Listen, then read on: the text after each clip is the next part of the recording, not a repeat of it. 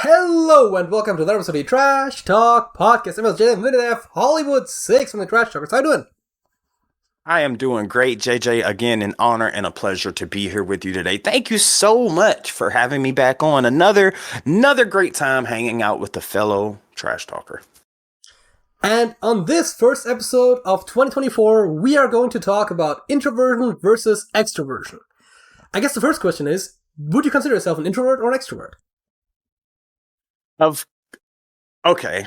According to Smokey, I am an extrovert. Smokey is the introvert. Now, I've given a lot of exclusives behind the camera here on your show. And, to any of my subscribers that happen to watch this, I'm actually probably more introverted than Smokey is off of camera. On camera, I tend to, okay, I guess let me say it like this. When I know people are watching, when I know people are going to potentially see something that I'm going to do, whether it be recorded, pre-recorded, I want to put my best face on at all points in time. I want to be, I want it to be lively. I want it to be energetic. But once the camera goes off, then it's like, okay, I gave my extrovertness. Now just let me turn into my introvert and, leave me alone. Dude, like the past holidays, I spent Christmas alone. I spent New Year's alone. I stayed in bed and just edited and literally had no contact except with Smokey, and I'm perfectly fine with that. But now here's the difference. Smokey, I don't think likes being out in front of big crowds, which is crazy because Smokey's performed in front of 10,000 plus people. I mean, I think the most I've performed in was like 1,000, but he's not okay with being in big crowds. It doesn't bother me. Like, I don't mind being in big crowds, but being the only child, I think, has a lot to do with being an introvert or an extrovert. Because if you're a single child like myself, for the majority of my childhood years, you find a way to entertain yourself. You're cooking your own food, you're watching your own television shows. So you find a way to entertain yourself when you're the only child without any other human interaction. But when you get around other people as being a single child, you're like, oh, okay, well, now I got someone to be around. And it's cool to hang out with that person or be around that group of people for quite some time. But at the end of the day, you're like, all right, I just need you guys to just leave me alone. And you just let me be who I am, And I think that's why me and Smokey work so well together, is because him being an introvert, me being an extrovert. On camera, Smokey is actually introverted on and off camera. I'm I'm extroverted on camera, introverted off camera, kinda. But I think it really depends on on how you grew up. Like your brothers, sisters, aunts, uncles, cousins, things like that. What about you? Would you consider yourself a introvert or an extrovert? Oh, I'm definitely introverted. I knew that for 100% fact. I also can turn it on a bit, right? For the camera, I'm definitely more energetic, I think, generally on camera, although, especially on longer podcasts, it doesn't always have some words at the end at the very least. But I think I'm a straight up introvert.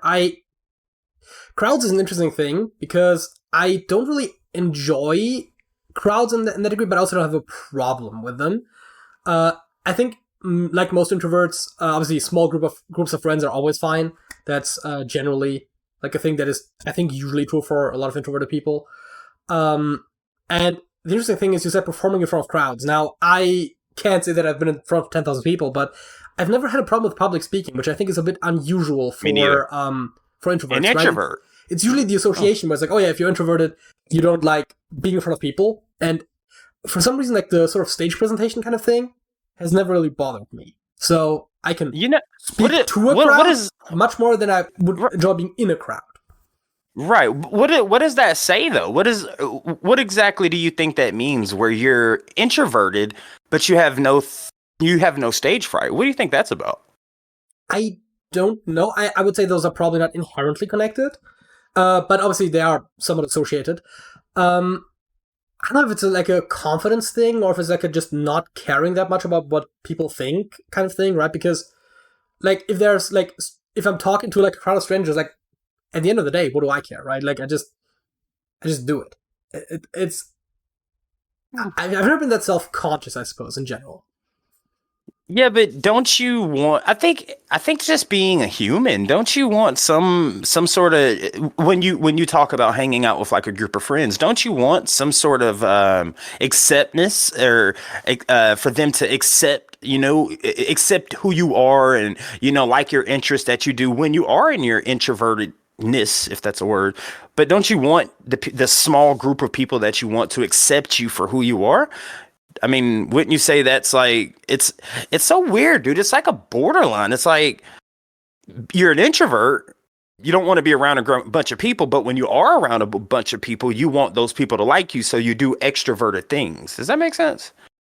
I think for me that's not entirely true. I mean, again, I do care, like obviously what people around me think to some degree, and you want to be accepted, of course. But I think when you're like, I mean, first of all, I guess I don't know how to best put that, but I've never.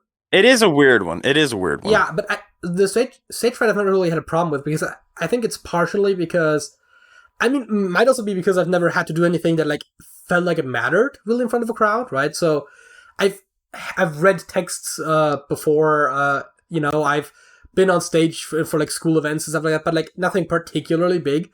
So I guess it doesn't really, maybe it doesn't feel that important. At the same time, most of those people that would have been watching, I think most of the time there wouldn't have been any people watching that I know, or only people that I like vaguely know. So right. It's like it never really bothered me. I don't know. Also, like, you never really. Also, school presentations, right? I mean, that's obviously the stereotypical example that like most people have experience with. Some people get nervous about those as well, and I've never had that either. Where I think it's just like, oh yeah, the presentation's going to turn out the way it does, and it's gonna like right. How good I am at presenting in school doesn't particularly reflect on who I am as a human being to begin with, and then I've also been decently good at it, but it's not that hard to hold a presentation. That's also the other thing that is a little off topic, but I never understood, right? People in school would most of the time when they were holding a presentation, they would turn around to where the slides were projected and read word for word what's said in the slide. It was like, that's so boring. Yeah, but like, what the fuck? So I've also never been good at reading scripts like verbatim. I like text to a degree, yes, but like the whole, like if you want to present it in like a certain way, like I can read text obviously, but giving like a performance of it, if you will, where you don't just flatly read it, has never been my strength. If I sound a lot more natural if I'm paraphrasing, right? So yeah, if I have a slide, I have some points on there. I obviously worked on the slide beforehand, so I might know some things that aren't on the slide, but the core points are on there, and I just can like get the idea across like spontaneously. Right.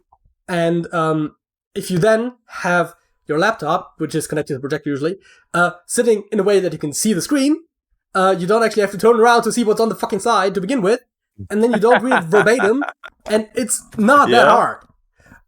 Good point. So let me ask you this: Are you the only child? Yes, I'm the only child as well.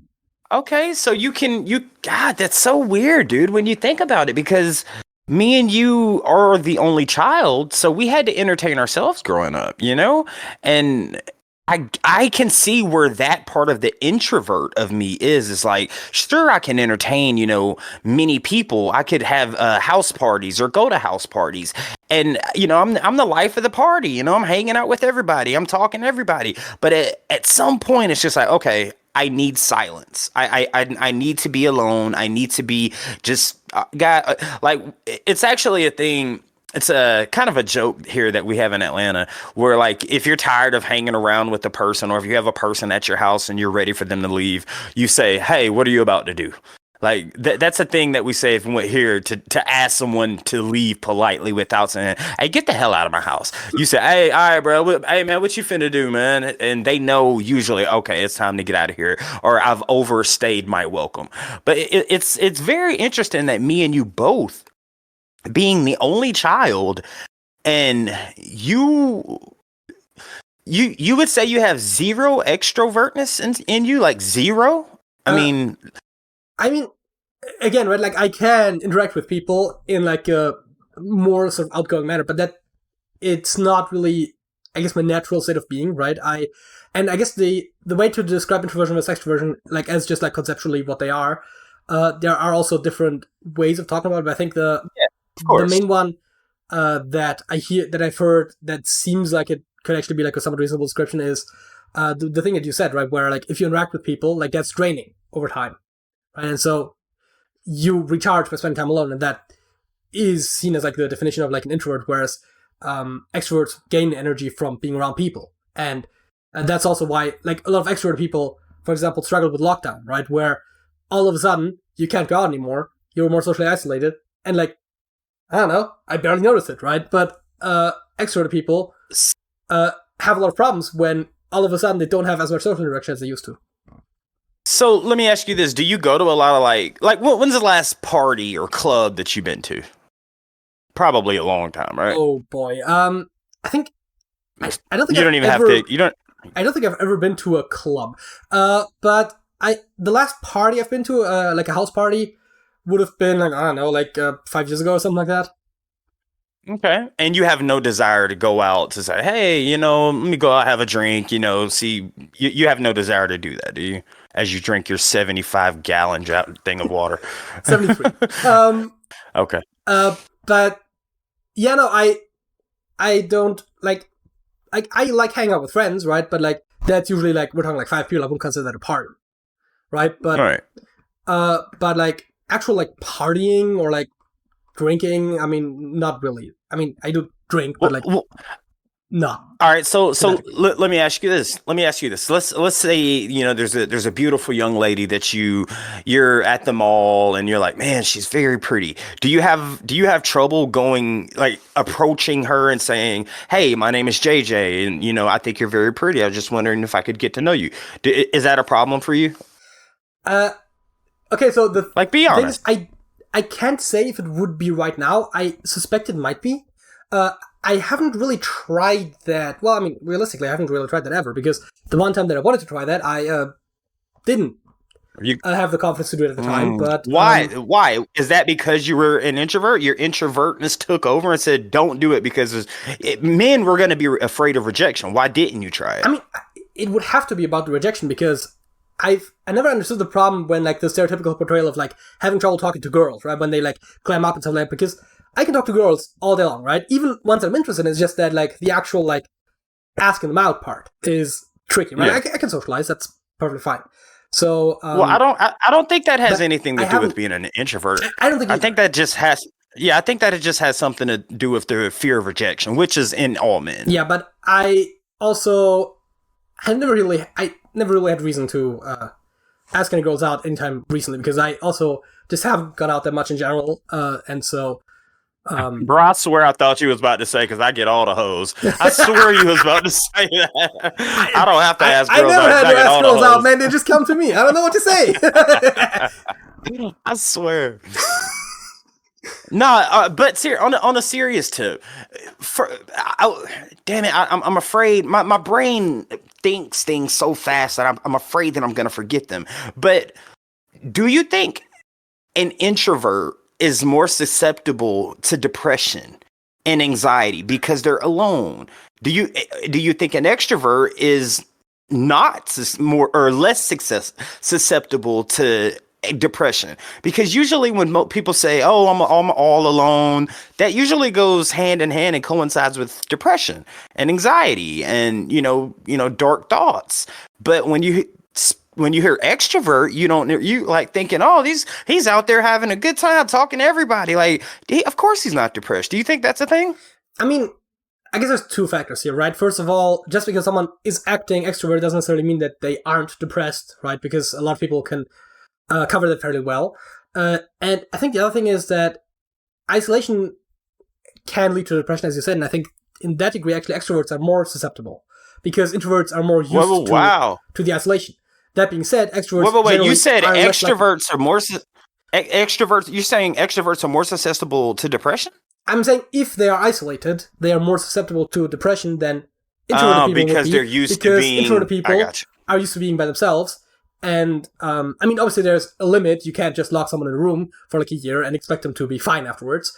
But you know, I do think there is, in that sense, the isolation can affect extroverted people more. I don't know overall who's more likely to be to get depression. I think during the during the lockdowns, there was a rise in depression. I would suspect that was in larger part because of extroverts. Because introverts didn't change that much about their lives, whereas extroverts all of a sudden like couldn't go out anymore, couldn't meet people, right, like and do their thing. So with me, first of all, is there even a name for someone who is an extrovert and an introvert? Because that's what I think I am. I'm not. I'm saying I'm 50-50. I'm 50% extrovert, 50% introvert. What's the word for that? What's that? An introvert or I think introvert? I think there is a word for that, but I don't. You know, extroversion, introversion. I think I have heard a term for that before, but I couldn't tell you right offhand what it is. And if there is a word for that, what is it? An ambivert? Ambiversion. You know, like ambivalent. But yeah, like so it would be an ambivert, right? Yes. Ambiversion is falling more or less in the middle. So you know what? I take it back. So you asked me at the very beginning of this podcast, would I consider myself an extrovert or introvert? I am what'd you say? Ambivert? Ambivert, yes. I'm an ambivert. I legitimately can say that I am 50-50 on the line of being an introvert and an extrovert. I know when it's, I don't know if appropriate is the right word, but I know when to be. I'm just me, dude. I can't help. It's like if there's a group of people around, I don't want to be the guy in the corner that's just sitting there with the drink, just looking like, no, dude. I mean, I like music. I like to dance. You know, I like to talk to people. I like to get to know. But that's the reason why I podcast. That's the reason why you podcast, which makes kind of weird. Maybe you may be an ambivert as well, because if you saying that you're an introvert, but yet you get on here every week and you speak to an audience. So is it because there's not an audience physically there with you and you're talking to a camera versus an actual person? I mean, while in some sense I am talking to an audience, I am primarily talking to you right now, right? And the audience potentially comes afterwards, but realistically I haven't gotten a comment in ages, right? So that's the other thing. But even when there are comments, I think the interaction with comments after the fact is quite different from talking to someone. And the worst part is I'm worse over text. Like, that's just a fact about me. But yeah, I think the reason why I keep doing the podcast is partially because, or in large part because, it's just an excuse, right? To, like, regularly talk to you, to Smokey, to Sergey, right? Like, to just, and have something to talk about. And, you know, it's just fun to do. For me, I don't think it's really as much about the audience in that regard. I mean, other content is more about the audience, but even that, I think actually a lot of content creators are introverts as well. I think that is something that you keep hearing people say, where like, oh, people think I'm an extrovert because I'm like energetic on camera, but I'm actually an introvert. And because a lot of people, the content creation comes natural to people because it's often something that they can do by themselves or with like a small group of people rather than like a big thing. So, first of all, I don't want you to take this as me discrediting what you're doing here by any means. I respect your hustle. You've been doing this forever, dude. I respect your hustle. But for you to say, sometimes I rarely get a comment, but you say you do it because you want to speak to. Are you doing that because you're lonely? Are you doing it because you want to put out content? Are you doing it because it's like, hey, I need to have human interaction? I mean, because what happens when you do get 30 million subscribers? Then what do you do? Eventually. I think for the podcast, especially at this point, it's just like, I've literally been doing this for, 6.5 years at this point? And actually, almost 7. And so, yeah, no, that's, anyways, either way. And so, at this point, it's almost more of a habit in some ways. I do want to get back to making other content again that is probably going to draw more viewers as well. So, I do think there's something about the content creation in general as well. But I think the reason that keeps the podcast going is because it's just this very regular thing. And I just, plan around it, that I have a new podcast every week. I haven't really missed a week ever in like the last 340 weeks. There was technically one time I think where the podcast came out like Tuesday, and there was one where they like scheduled wrong or something, and it actually ended up coming out like a week and a half later because I somehow like hadn't scheduled it or something. So that came out of order actually. But technically, there has been a podcast for every week since we started doing it. And besides that one scheduling mistake, I think the latest it's ever been was like Monday or Tuesday when it's supposed to be Saturday. So.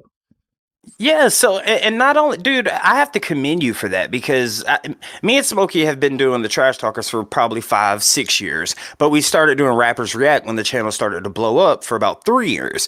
But literally every single day for 3 years in a row, we have not missed, and sometimes 2, sometimes 3 videos a day.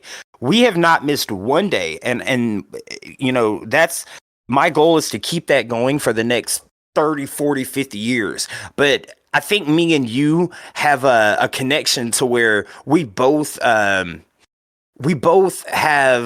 well, god dang it, we're passionate about something, whether 5,000 people watch it or whether no one watch it. We just enjoy it being a habit. We're creatures of habit. And going back to the extrovert and introvert thing, we're also social creatures. So it's like, even though you calling yourself an introvert, you still look for some sort of social interaction with another person. You know what I mean? Because you're a human. You're a social creature. I mean, yeah, definitely. I mean, as I said, right, like, I think if you had no social interaction for a year or probably even a couple of months, you'd probably go insane, or at the very least, it would be detrimental to mental health. So having some social interaction is obviously necessary, and just keeping up with a couple of people, that's good enough. But I think the content creation is almost like a bit of a habit, and also just I want to say creative outlet. I mean, maybe not as much. Again, the podcast almost feels like it's not that creative a lot of times, but but it's an outlet. Oh, and listen, bro, it's a new year. Happy New Year to all the Trash Talkers watching this right now. It's a new year, dude. I don't know what you have in the works. I mean, maybe we can discuss it off camera, but dude, do it, bro. Do it, man. Just do it. I will stand by this. I know it, bro. Nike has the best slogan. If you want something done, just freaking do it.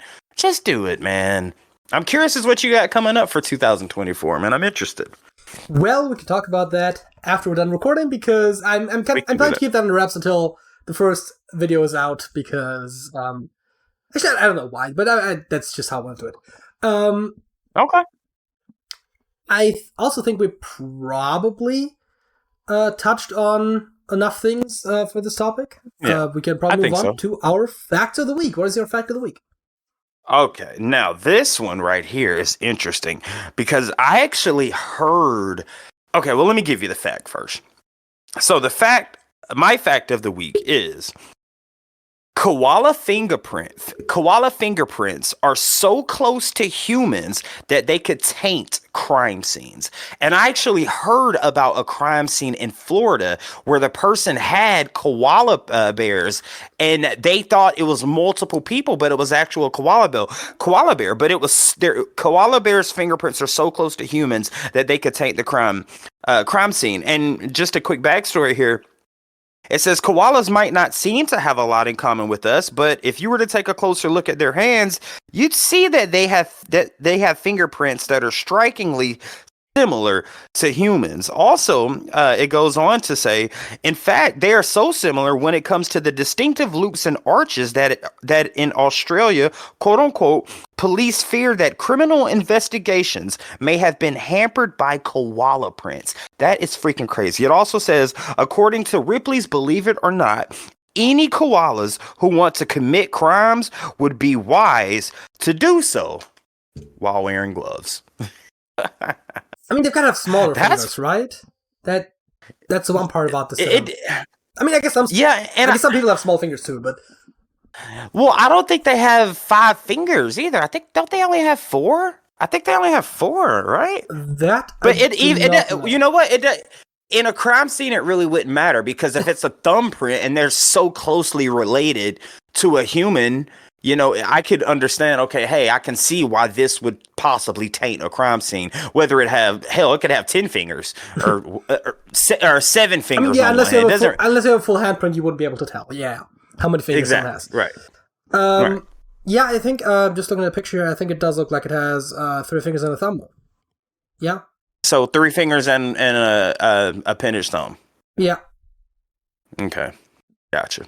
So 4 fingers total. Also, anyways, my fact of the week. What you got?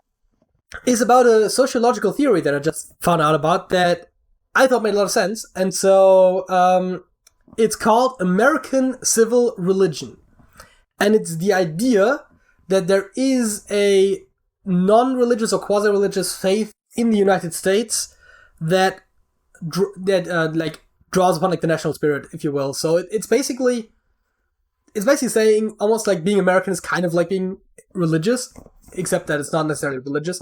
I know there are some invocations of God that are also commonly part of it, so there is some involvement with Christianity there as well. But some of the things that they list here are actually, for example, some that I noticed I also thought was very cult-like is the Pledge of Allegiance. And wait, okay, maybe I'm missing here, but what is the fact? The fact is that this theory exists. Wait a minute, JJ. Isn't that kind of counter? A fact and a theory aren't the same thing. Well, a theory is no. So you're saying that it's a fact that there is a theory. Yes, that's what you're saying. Okay, go. Okay, sorry, go ahead. But also in science, so like generally, I don't know about sociology specifically, but in science generally, the theory is also pretty much as highly regarded as you're going to get. But yes, but that doesn't make it a fact, though. Yes, but again, my fact is that this theory exists. I know that's a little bit backward, but I just thought this was interesting. I wanted to talk about it, and I don't think it justifies the full topic. And it's your fact of the week. I'm sorry, my bad. So one of the things that they list here is the Pledge of Allegiance, which I always thought was like, okay, y'all actually like recite the Pledge of Allegiance every single day at school? Yes, every day. I pledge allegiance to the flag of the United States of America and to the republic for which it stands, one nation, under God, indivisible, with liberty and justice for all. That's weird. Why is that weird? The fact that I mean, first of all, I find it funny that the whole thing about like indoctrination that everyone keeps talking about, where it's like, oh, this is indoctrination, that's indoctrination. It's like, yeah, that's literally indoctrination. Also, it's very cult-like behavior, right? Like the repeated ritual, and especially because it also carries a specific message. And so you're pledging allegiance to your country that you live in. How's that indoctrination? I mean, I guess you could say that is a form of indoctrination, but you're just pledging the allegiance to your country that you live in. What's wrong with that? There's also this thing that Americans are just like incredibly patriotic, or at the very least see themselves as incredibly patriotic, which basically doesn't happen in any other countries, right? I mean, to a degree maybe, but not. Okay, maybe Korea, but not even that. In Brazil, like I think at every soccer, well, maybe not in schools, but every soccer game they do their national pledge of allegiance. But continue on. I want to hear where you're going here. And there's also lists some interesting things like how Americans see a lot of specific documents similar to religious documents, right? Like the primarily the Constitution, the Declaration of Independence, Proclamation of so the Bill of Rights is listed separately here, despite the fact that it is technically part of the Constitution. But okay, and you know how Americans will oftentimes be like, this is a First Amendment violation, this is a Second Amendment violation, right? Like this whole thing where like it's kind of quasi. Right? Like I get where you're going. It's quasi religious. Like if you were to equate it to the 10 Commandments from the Bible. Like, oh, you can't use my Second Amendment is for me to my right to bear arms. You know what I mean? And it could be. I get where you're going. I get where you're going. I get where you're going. And I'm not saying you shouldn't insist on your rights. Obviously, you have those for a reason. But yes, people, especially Second Amendment, I think is one where it's very illustrative. Whenever gun regulation comes into play, right? People are like, oh no, but it's against the Second Amendment, right? Like it's almost like this, almost treated like this sort of God-given right? Where it's my God-given right. Yeah, but it's a constitutional given right. Yeah, I mean, yes. That's the beauty of being an American. But those are seen as very important, which, I mean, to a degree, they obviously are, but, and sometimes Americans seem to treat the Constitution as unchangeable, which I find very interesting. When they're, like, very opposed to the idea of changing the Constitution, despite the fact that said Constitution literally contains a mechanism for changing it. Which it has been changed, 27 times or something? Something, but JJ, how many amendments? Yes. 27, I think. 27. Wait a minute, dude. JJ, you picked the wrong fact of a theory to do with an American here, brother. Because I'm wearing. Look at me right now. I'm on a freaking Atlanta Braves hat. I've never seen you wear anything German. Hey, what's your shirt right now? It looks like it's a Canadian maple leaf on it. Am I right? Oh yeah, I think there's something about the Mounties. Yeah, Canada, North Canada. Never seen you wear anything that's German. Canada does their nation. I think most places in North America, Mexico. I think a lot of dude. But to say that it's almost religious and indoctrinating your people when it's your constitutional right. You have to look at it from an American dude. This is a topic here. I don't want to harp too long on this, but this could have been a topic because you got to understand America is a melting pot. America, was founded in 1776. Literally, we had a civil war where the South fought the North. The North fought the South. We were the Confederates. They were the Yankees. To this day, people in the South call them Yankees. And eventually, we came to an agreement and said, here are your rights. You have the right to free speech. You got the right to bear arms. There's many rights out there to help you, which there's one right that kind of, I don't understand why more people don't follow, but it's not, I don't know where you would get I get the religious thing with the 10 Commandments, and it's almost being the same way. Like, hey, you were raised in America, or you were born in America, you were raised in America. You need to learn these amendments. You need to learn this speech, this I pledge allegiance speech that you say every day. I get where you're going with that being indoctrinated into a child's head, but when a foreigner comes over to America to become an American citizen, you have to know those things. So yes, you could call that indoctrination, but at the end of the day, those rights are here to protect you. And don't you want the right of freedom of speech? Don't you want to? I can literally say, "Fuck Joe Biden" right now. Go to Korea and try that. Go to Korea and try that. They would love if you said that. Or go to North Korea and say, what I'm talking about. No. To their, they don't like America, so that was funny when you said it. Yeah, I know what you're going for. Yeah, I'm just saying it's a weird one when you're talking to an American and who actually believes in his right. Like, I believe in protecting my homes. I believe in owning guns. I believe in the right to govern. I believe in the separation of church and state. I believe in the right of, and I honestly think you would probably agree with probably all of those. Would you not? I mean, again, right, like, it's not necessarily about the fact that you have rights or the fact that you think those rights are important. It's more like the reverence that these documents are held in, and like the American spirit in some sense, right? Like there is like a common set of beliefs and values that is shared among, let's say, most Americans, and the degree to which they are believed just draws a parallel to religion. It's basically all that it is saying.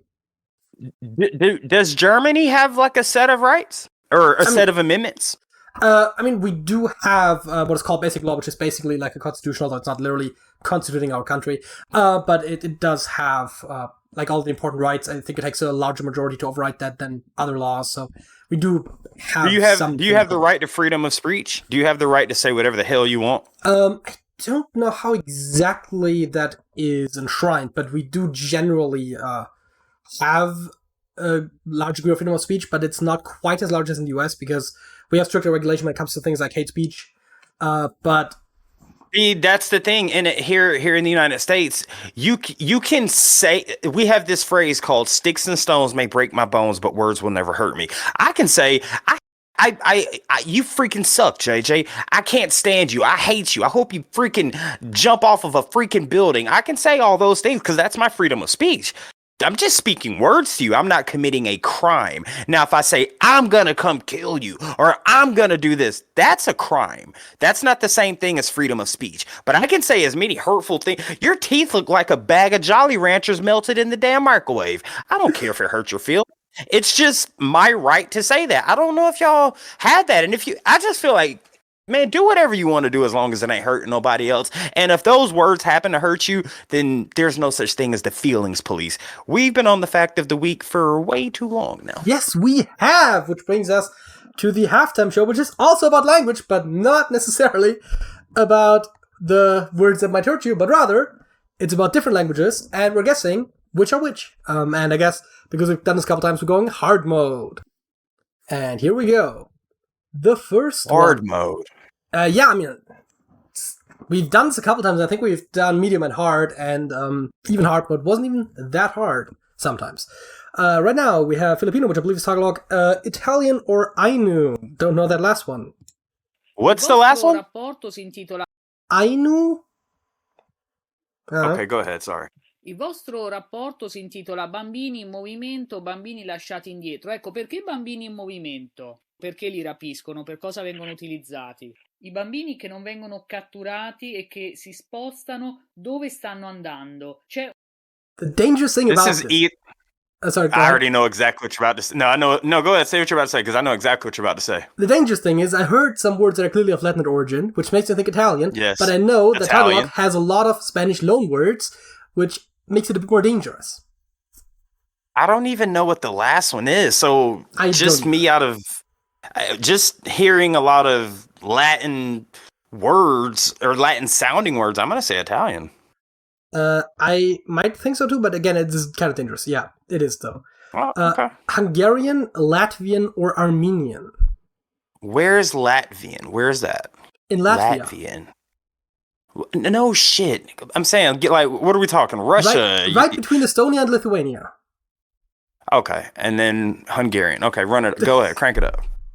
Damn, these are all right near each other almost. Elsőbségi jog illeti meg a gyermekeiknek adandó nevelés megválasztásában.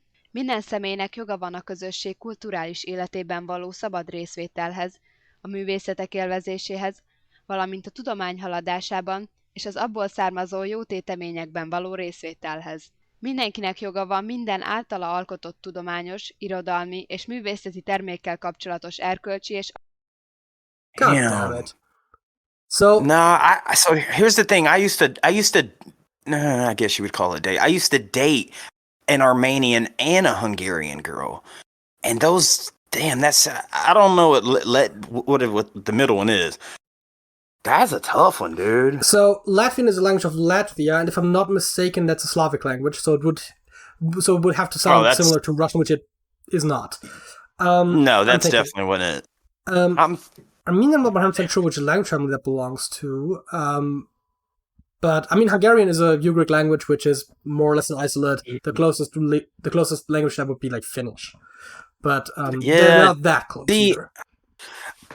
I'm gonna go Armenian here, simply because it just sounded like my ex. I wasn't sure between Hungarian and Armenian either, but I was leaning Armenian as well. So let's go for Armenian. It was Hungarian. Wow. Was Hungarian. They sound so much alike too, bro. I'm not sure if they are actually that much alike, but the problem is I don't know either one of them that well, which makes it very hard. The next options are Swahili, Slovenian, or Gujarati. Ambapo baadhi ya mawaziri wamelazimika kujiondoa kwenye serikali ili kutoa nafasi ya kuchunguza zaidi madai hayo. lakini baadhi ya wanasiasa wamekemea serikali kwa kuangamiza vyombo vya habari. All right, so Swahili being an African language, no, I'm not going to say that's it. Slovenian sounds somewhere that would be Slavic, which is European. I'm going to leave that alone. And how I see Arab at the end, and it sounds like an Arabic language. Gujarati, I think it's called. Gujarati. It's hard to see on. It's an Indian language. Gujarati. Okay, it looks like a B and an I on my screen here. But yeah, I think I'm going to go with Gujarati. What you got? I also think it's Gujarati, although it might be Swahili. I'm not 100% certain. Yeah. Nah. Oh my God. Okay, this one should be easier. It's Spanish, Dutch, and Lao. Lao. This should be easy. สบายดีท่านจำรัดคอยท่านรายงานข่าวให้ทราบได้ว่าอยู่ที่แถว Lao. Stop. Easy. That's Lao. Yeah. Bengali, Fijian, or Pashto. Jesus Christ. Oh, wow. Kimni na turang kinmarama durbo kinongonelewa ke kimni rongono ni warong tikumai kinonda program ni kuwa enda ba binaka ni raw ni kirome vital noti ko pati kinando na ngonelewa ngoni vuli o akiriko enda raw ni namai university ko weekend ni kuwa. With the very interesting R's and the slight nasaliness of it, I have a It's definitely not Bengali. I was thinking it might be Pashto, but I honestly don't know. That's what I'm thinking. I don't know either. I would go out on a limb to say that it's not Bengali because, having more of the Asian descent. So, I mean, or being close to China, I guess, if that's what you want to say. Yeah, let's go with Pashto. It's Fijian. Damn. Jesus. I mean, I don't even know what that sounds like, dude. Like, that's crazy. You just heard it. But that actually makes one of the worst rounds we've ever played because we got ever.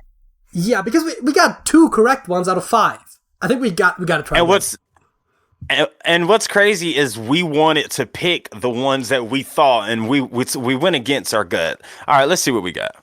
We got Marathi. I'm gonna go with German. Oh well, this should be very easy for you. I mean, 2 of those are spoken in my country very frequently. Yes. दारूची वकिली करणारे पुष्कळ आहेत, परंतु दारूसाठी मुद्दे चांगले नाहीत. I'm assuming it's Marathi. I'm going with Turkish. Really? I don't know what Marathi is. I don't know where. I'm guessing it's in India because it sounds vaguely like it, but I'm gonna say Turkish. Okay, if you want to go with Turkish, I don't think it's Turkish, but we can go with Turkish. I mean, let's see.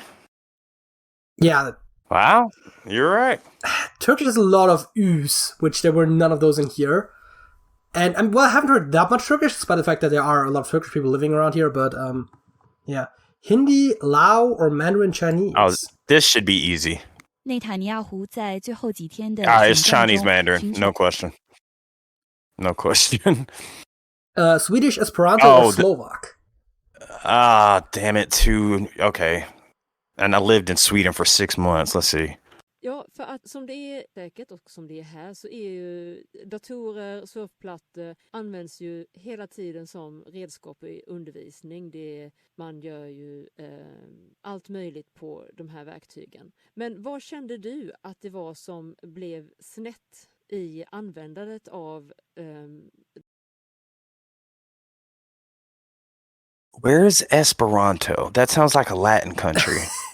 Okay, that one is a very interesting inclusion because where might be a bit of the wrong question. I mean, I think it wasn't technically invented in Poland, but Esperanto is a constructed language that was created by a linguist named L.L. Zamenhof because I think he lived in Poland and there was like people speaking German and Polish and Russian and Yiddish and like a bunch of things, and he was like, people should be able to speak to each other, and so he wanted to create like a universal language.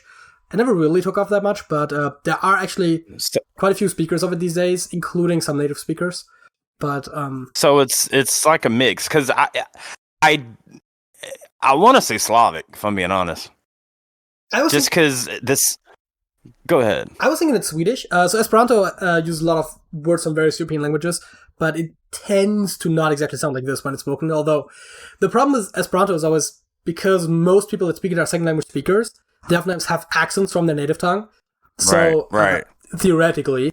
But I thought it sounded vaguely like I associated with Swedish, and also I think there was some dramatic roots in there, so I'm thinking And Swedish. not only that, but with me, being, like I said, living in Sweden, in my head, it's like, oh, I'm going to hear, my ex-dad talk, or I'm going to hear my ex-steps or my stepsister or my stepbrother talking. But then when I hear a totally different thing, I'm like, God dang, they don't sound nothing like.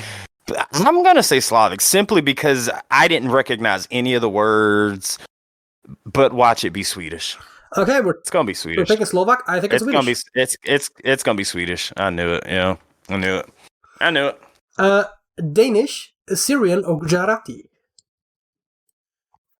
જે 6 આંકડાની બેઠી વાર્ષિક આવક જતી કરીને પોતાનો વ્યવસાય શરૂ કરવાનું પસંદ કરી રહ્યા છે. શું બને છે જ્યારે કોઈ Gujarati. Yeah, that's what I was thinking. It sounded like Gujarati. I feel like there's no good way of saying this, but I feel like all Indians kind of have that same way of speaking. Yes. It's kind of it's almost like a up and down, then they talk and then it's like a up and down, it's like a up and down, like a that's how I look at it. I don't know, and I'm not saying that to be racist or racial or anything, but it feels like all of the languages spoken in India, or a lot of them, I think all the ones that are in here at the very least, or at the very least most of those, sound kind of like that, and also that's how Indians sound when they speak English, and so it's kind of that, like that rhythm, and like also like the way they enunciate certain letters, like there's just that thing. The eyes, they enunciate their eyes very strongly. The next options are Occitan, Farsi, or Tongan. All I know is Tongan. Okay. E hoko ni ke kauna fes ko whamatala whekau aki pe moe pule anga whetalolo pe moe kau ngā ue me matakari. O hoko nai ngā ue whahe pule anga whetalolo ke lava o hai o whaka inasi ai a matakari ke I ha whanua o wheunga pe moe wahe wha I he ka. So, since you said you know Tongan, is that Tongan, perchance? No. Well, I mean, being such a big MMA fan and hearing so many, people from that side of the world, I have no idea, JJ. I'm going to say it's not Tongan. Okay. So Occitan is a Romance language spoken in the south of France, I think. It's definitely somewhere in France. So it's going to sound like French with maybe a bit of Spanish, sort French. of that direction. Yeah, a little twang to it. Farsi is also known as Persian. It's spoken in Iran. So just from what you're telling me, I would probably say, what is it called? I can't see it on the screen. Is it Farsi? Farsi, yeah. Farsi? I don't really know what Farsi sounds like. I know what it looks like because they use the same characters as Arabic, but I don't know what it sounds like. I'm just going off of an educated guess here. Literally, I would say it's not Tongan, but watch it be Tongan. I mean, it's your call. I'm pretty sure it's not Occitan, so let's go with Farsi when you say it's not Tongan. It's Tongan. Wow. We did the exact same. We did just as well as we did last time. Yes, the exact same thing, dude. We're terrible. Terrible, this time, man. I feel like I said twice that you were probably wrong, so at the very least I got that going for me.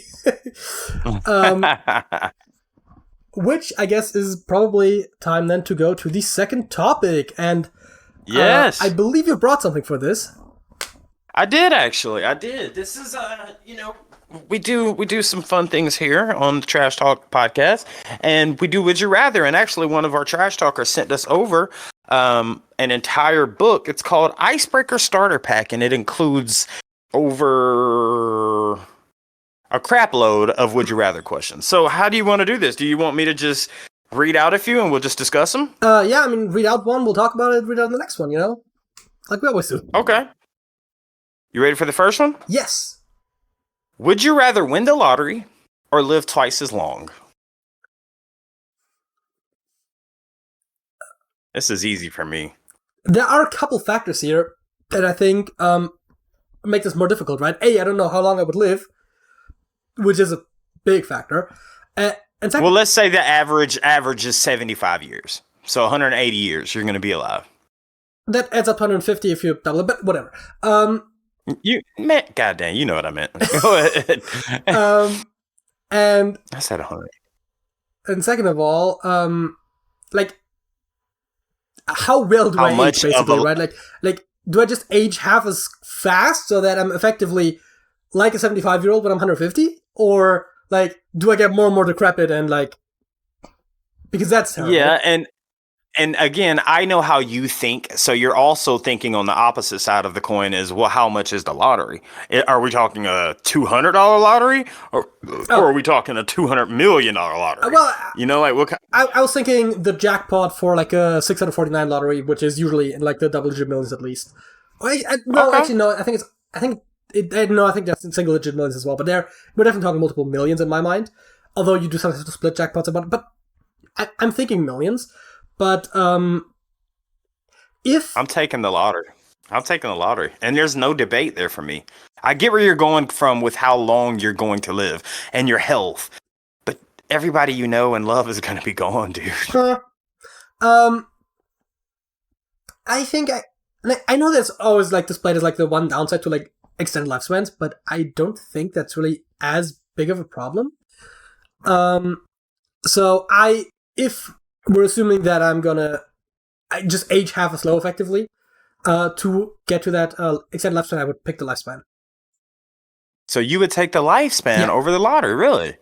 Wow, we disagree on. We'll do 4 of them if that's okay with you. Is that okay? Okay.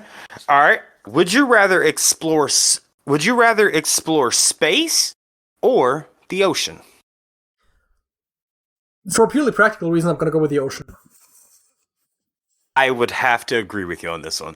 Now, me and Smokey, you know the whole flat Earth thing, and I'm not a flat earther. No, I'm not a flat earther. I don't know, but it's like, first of all, we've already discovered more. We've explored more of the ocean than we have of space, and can you really go to space? I'm just saying, can you really go?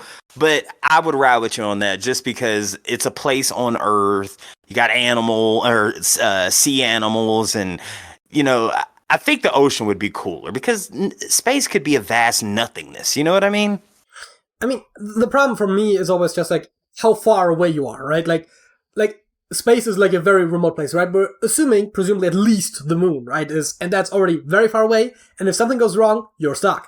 Now, granted, if something goes wrong underwater, the pressure is also not great. So presumably, if you're talking the ocean, you're presumably talking underwater because there's not much above the water to explore these days. But that still has some danger. But in a lot of cases, if something goes wrong, they can just pull you up. And if something goes wrong on the moon or on Mars, you're fucked. Well, I think they're probably alluding to the point that you have a superpower. Like, hey, you can fly and go wherever you want and live out in the ocean or in space, or you could dive as deep as you want, no matter the pressure. Just make sure you don't bring a Logitech controller. You can do all that. That's, I think, they're alluding to it. Okay, if you wanted, so if you wanted to look at it that way, would you still say ocean? Then I would say space, but I was thinking more like just like slightly more advanced technology, right? Like we now have spaceships that can go to Mars, or we have submarines that can go to the bottom of the Mariana Trench, kind of. So if you had the superpower, you said you would take space. If I had the superpower, yeah, I'd do that because I'd look. For some reason, the planet Neptune always seemed so fire to me, and it's like, God dang it, I want to see what Neptune looks like. You know, I'll take that one. I think Neptune is a gas giant. I don't think that's necessarily going to be the most. I don't know. I mean, I don't know, but I was thinking the rock lands would be more interesting, probably for me personally. But yeah, like Mars versus a gas giant.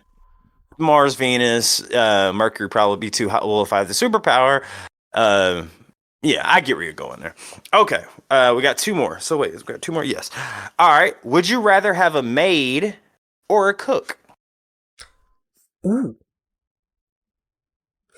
I mean, I feel like you. Look, I actually read this on one of we did this on one of our live at the tribes, and two trash talkers in the comments says, and you're probably already thinking this, but they said, but what if the maid can cook? And what if the cook can clean? Well, I thought that was pretty dope, actually. I mean, obviously, can is one thing, but like if you're employed with one thing, presumably they're only going to do that thing, right? That one job, yes.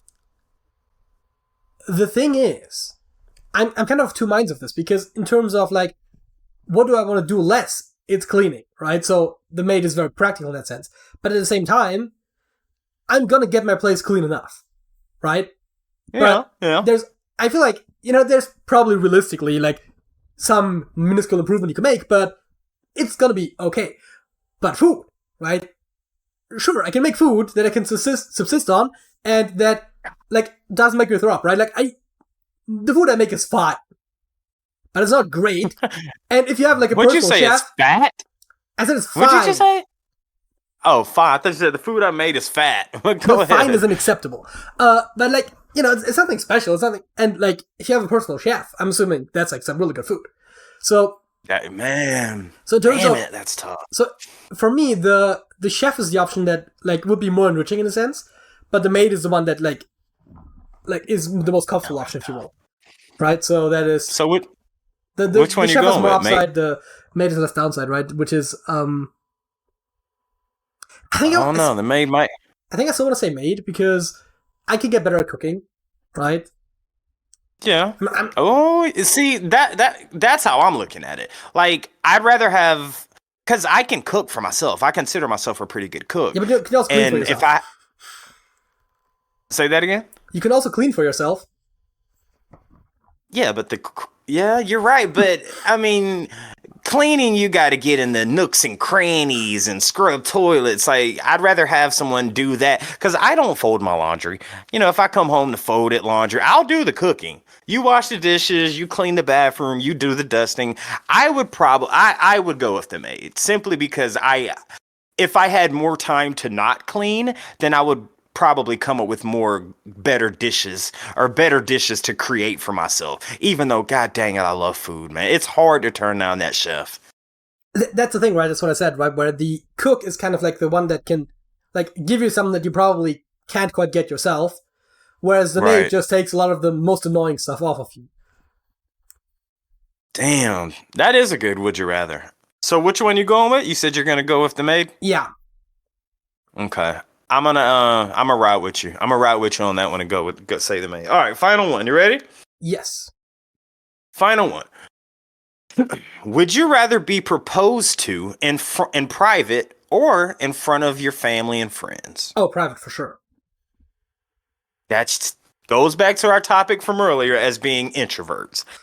There's no fun to me in that. If you're gonna do it, I would prefer you to do it like. First of all, I don't think I'm going to get married, and I don't have plans on it. Yeah, but likewise. If I were to first of all, usually the man does the proposing, but if a woman were to propose to me, I would want it to be like at the same thing I would want for her. Like I would make it at a special occasion, make sure her mom and dad are there because that memory lasts forever. Versus in private, it's just like, and your friends can't talk about it. Your mom can't be like, oh, I remember going to that party and you had champagne flowing and out of nowhere, you weren't even expecting it. And there was the ring and she said, would you marry me? And now I've got 4 grandkids and everything's just been beautiful and stars. Versus in private, it's just like, hey, mom, she proposed to me. Like, you know what I'm saying? There's memories involved. I mean, maybe I'm a pessimist, but I feel like there's just less that can go wrong with a private thing, right? Where, first of all, depending on just what how if you say no? that's obviously always the big one. Right? It's like, obviously, if the idea of if I'm being proposed to, like, it's still going to be awkward if you have to say no, right? It's like, who's proposing to me? Like, what is happening? But first of all, right, it's always the, like, what if no, right? Like, that's always the big one. But also just, like, other things, it's like, why are we throwing a party all of a sudden? Like, what's going on, right? There's that element of, like, if you, like... Well, it's your birthday. It's your birthday. Fair. That's why we're throwing the party. It's your birthday. But, there's always that element where, like, A, right, like, the no thing. Then B, like, if you see it coming, like that, like, it's not necessarily inherently that bad of a thing, but then you have to, like, but like, oh my god, I can't believe, like, like, the reaction isn't genuine, like, that sort of thing. And obviously, if you're, like, the more public it is, the more elements are involved, the more shit can just go wrong in general. I mean... Like what? Like, what could go wrong in public, other than them saying no? I mean, if you do it like you said, and there's, like, a party being thrown, then obviously that inherently has, like, a lot of factors that can just... Yeah, that would ruin the party. Like... That would ruin the party. Yeah. I mean, obviously, if you just do it in like a public space, there's like less that can go wrong in like those sort of like external things. But right, again, for me, it's always like the what if she says no, or I guess in this scenario, what if I have to say no, right? Where it's like, what if it just isn't? I mean, again, I probably don't want to get married to begin with, but that's awkward, right? Like I'm always imagining like those like when they like do like the halftime show like in the middle of the stadium proposal. I'm like always like, I've never seen my mother say no, but like damn. But exactly. See, that's the thing though. Usually you would think if you're going out there, you're purchasing an expensive ring, you're pretty sure you've spent years. You're pretty sure they're gonna say yeah. You're pretty sure. I mean, of course. You know what I mean? Right. That's why I would go with it in front of parents, because I would hope my mate and the person that I'm with knows me well enough, and I know her well enough that we've been on enough dates. Her parents love me. My parents love her. We spent Christmas at her parents, Christmas at my parents. We've all been on family vacations, and we've done it for 3 years. And out of nowhere, at let's say it's my 47th birthday or something. Damn, I hope I don't get married at that old. But 47th, it's like, Jesus, of course you're going to say yes. You know what I mean? That's how I look at it. Usually I think the person proposing is going to know, yes, they're going to say yes. I mean, you know what I mean? Optimally, yes. But I mean, that's like the main thing that can go wrong with these, but it's just, I don't know. It also just in general, like, I'm also just generally up for spectacle, I guess is the other thing, right? But that's more the introvert thing as well. But like, my first thought is risk management is like, no, we're not doing this in public. So which one you going with? Private? Or I said that right away. Really? Okay. All right. I don't think you can convince me otherwise. I mean, I'm not saying other people shouldn't do it in public. It's not for me. That's your introvert. And that's my ambivert. Ambivert. Ambivert. That's my ambivert. I'm an ambivert. That's what I am. Fair enough. Heck yeah. I believe that was the fourth question, which would then bring us to our songs of the week. Oh man, I love this part of the show. What is yours? I love this part of the show. This is Backcountry. Again, shout out. This came from one of our Patreon members. Excuse me, I have the worst memory on planet Earth. I forgot your name, but this came from one of our wonderful Patreon members, and it's by Avenged Sevenfold. And I'll say what I want to say about the song after he plays the clip. And God, I hope you picked the right part. Crank it up.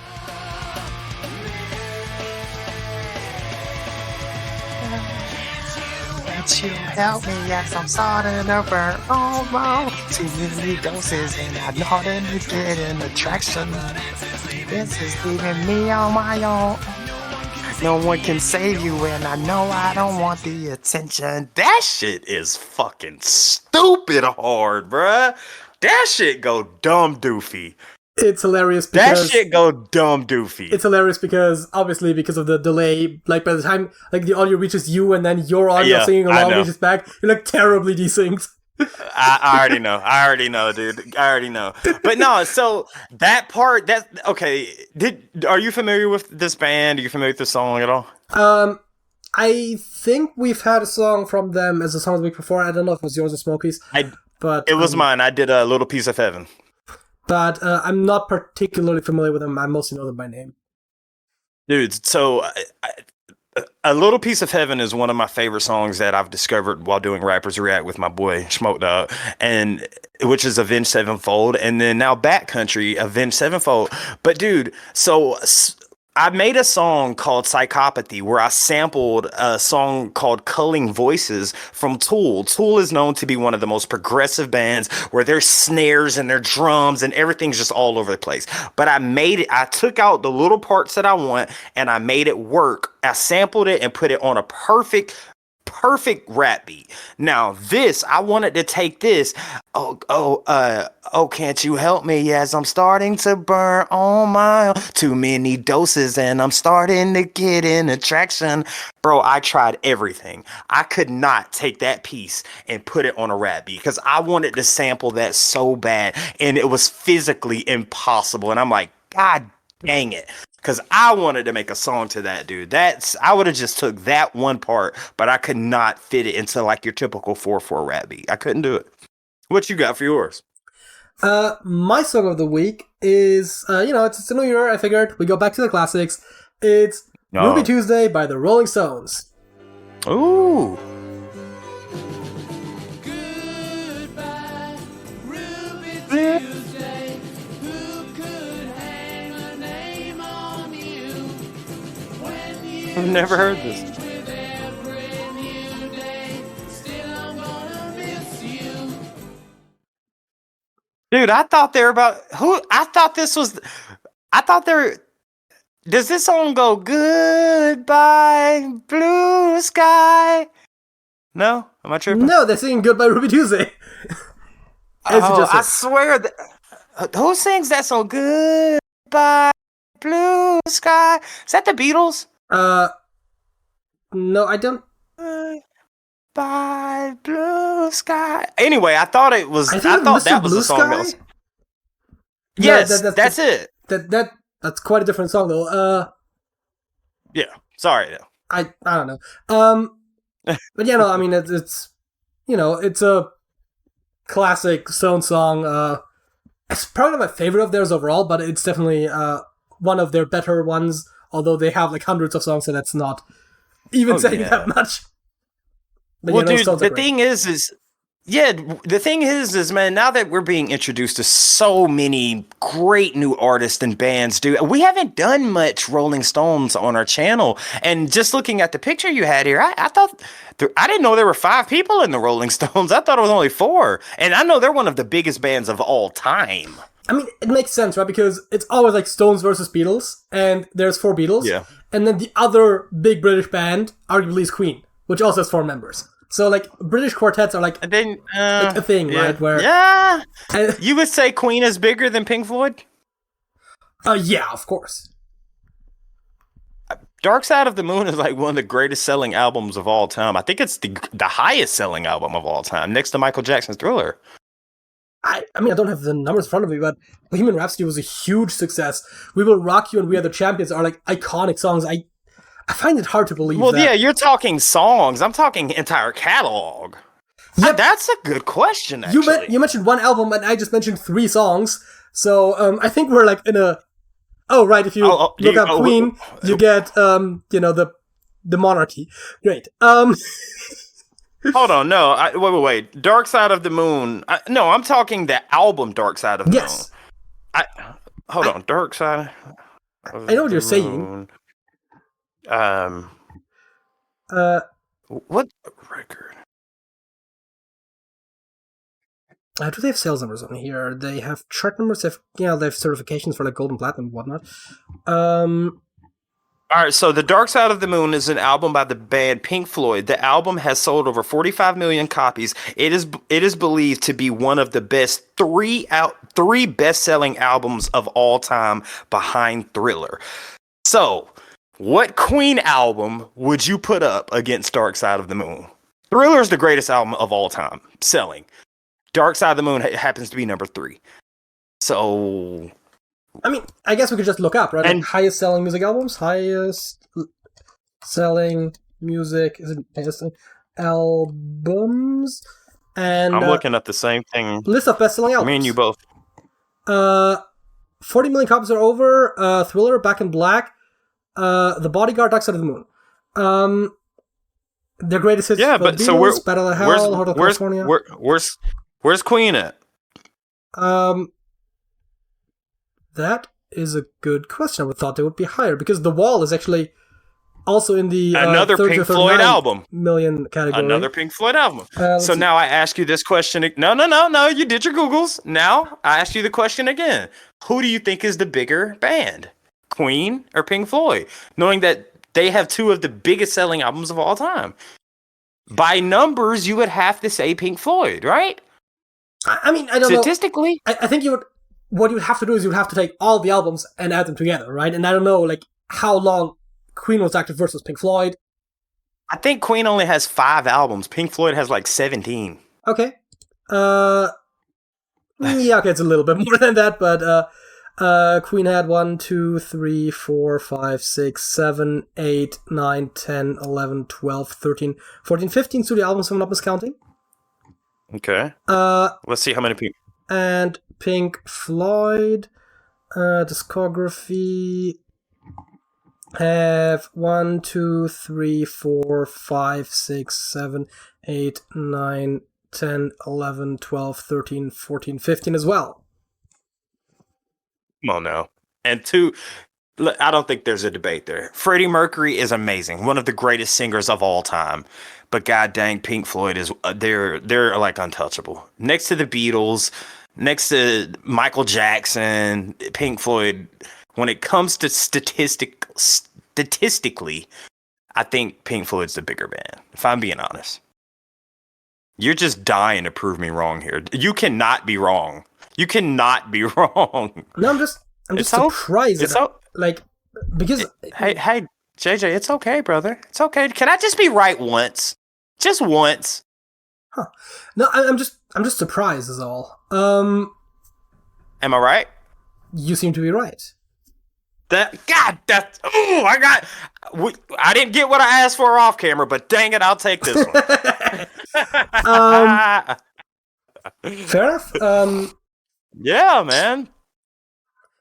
I would have thought Queen was more successful. But